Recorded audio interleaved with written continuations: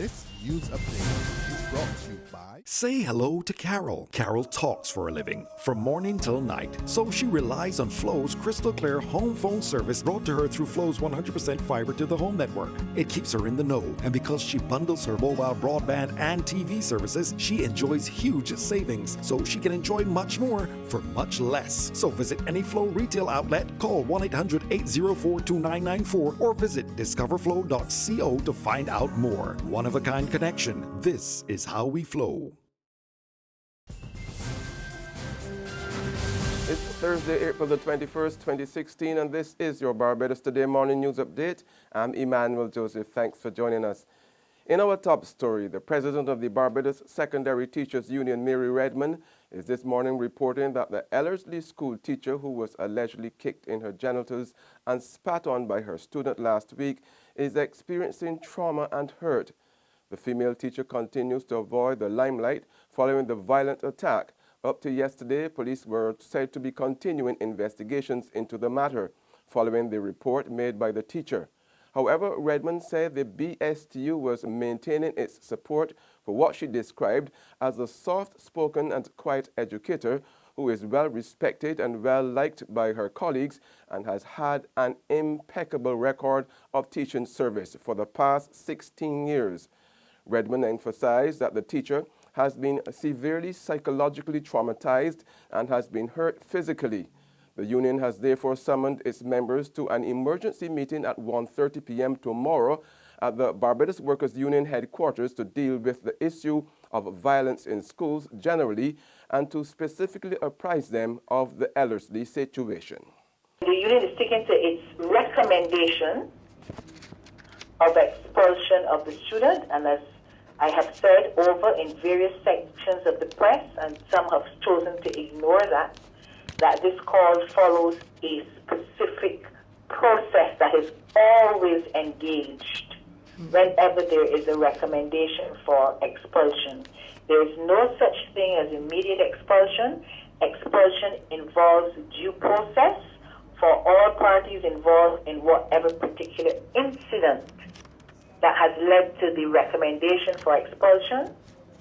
I want to be clear too that this union has for over 10 years been asking for a special facility to deal with students who do not fit into the school system, the quote-unquote normal school system. There are some students who cannot properly function in a normal school setting. More than a year after the board of directors of regional carrier Liat announced it will shift its fleet base from Antigua and Barbuda to Barbados, the move has finally become official.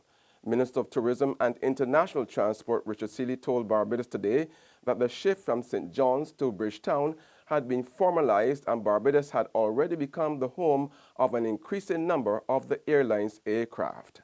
But for all intents and purposes, I will have to say it is formalized. I mean, the shift has taken place,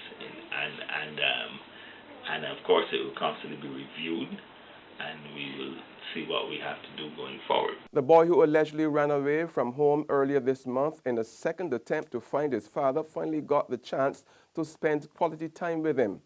11-year-old Terrell and his dad, Antonia Eargard, enjoyed a day of fun and laughter last Sunday.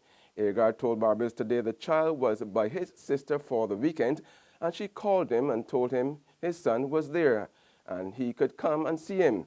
So Eargard said he went for him and they spent the day together. He said that he took him riding, they watched television, talked a little, and the boy was happy. In sports, England's Ben Stokes says his life is back to normal and is thankful for the support he received after conceding 4 sixes in the last over against the West Indies in the World T20 final to lose the game. Yeah, I mean, sort of life's back to well, as normal as it could be, being a cricketer. You know, I've got over the big disappointment of it, I guess. You know, lucky in some respects that it's another busy summer and I had to focus on other things. So I had 2 weeks off when I got back, and then I was straight back into getting ready for my 2 games I've got for Durham before the Test matches start. So yeah, you know, back to normal. Do you think that a lot of the criticism that was aimed at you was basically unfair in a team game? Not really. I didn't really look. I mean, I was overwhelmed by everything I got back from, especially social media wise, because that's such a big, part of being a sportsman now, of trying to, make a profile for yourself. So, everything we received on that point of view, especially myself, all the support that England fans were showing us, and we almost sort of made a wider fan base in England because of how well we did. So, you got to take criticism when things like that happen, but I received more positive feedback than anything, which was, it almost makes you feel proud to be an English sportsman with the fans that you got around you. There's regional and international news after this short break.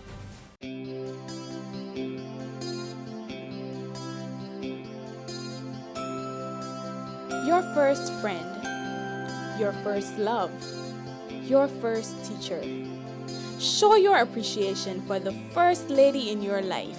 Send a photo of you and your mother to We Love You Mom at barbadostoday.bb to be featured in our special Mother's Day photo album and for a chance to win some exciting prizes. To Mom with love.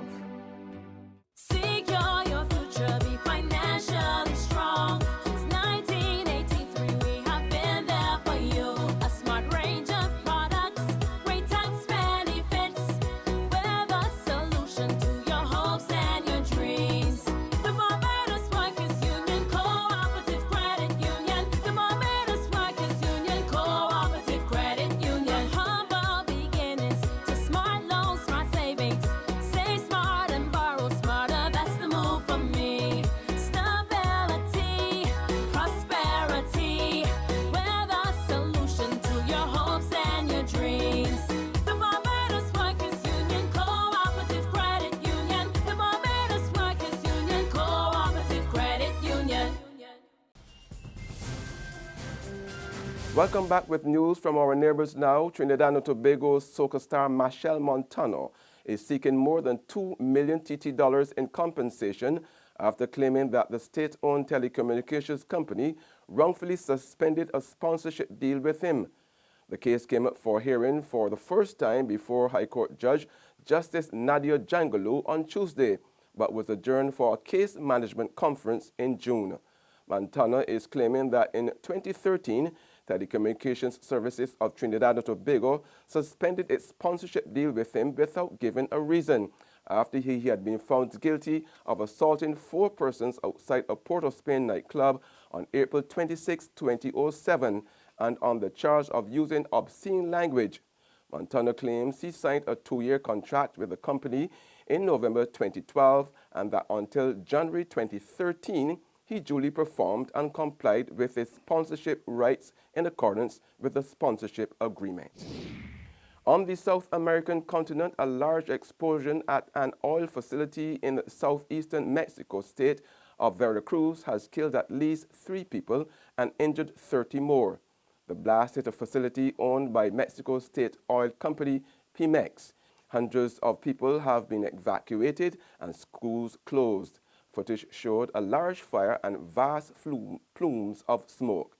A series of explosions have been reported at other Pemex facilities in recent years. And finally, the White House has moved to tamp down suggestions that ties with Saudi Arabia are fraying, with U.S. administration officials saying that President Barack Obama really cleared the air with King Salman at a meeting yesterday. We pick up the story in this CNN report.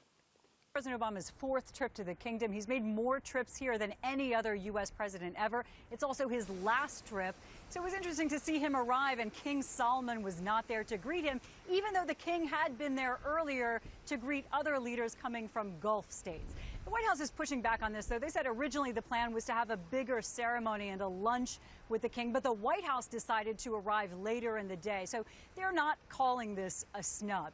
In fact, they came out of the bilateral meeting with the king this afternoon feeling really good about it. The White House says this was unusual, and they don't think they've had a similar such meeting with the Saudis before. It was more than 2 hours long. They said it was broad. It was not perfunctory, as these things often are. And in fact, they're calling it a big clearing of the air on many of those issues that have caused so much tension between these countries. That's news and sports. However, you can join us again this afternoon for more. Until then, remember to log on to www.barbadostoday.bb, subscribe to our e-paper, email updates, or like us on Facebook.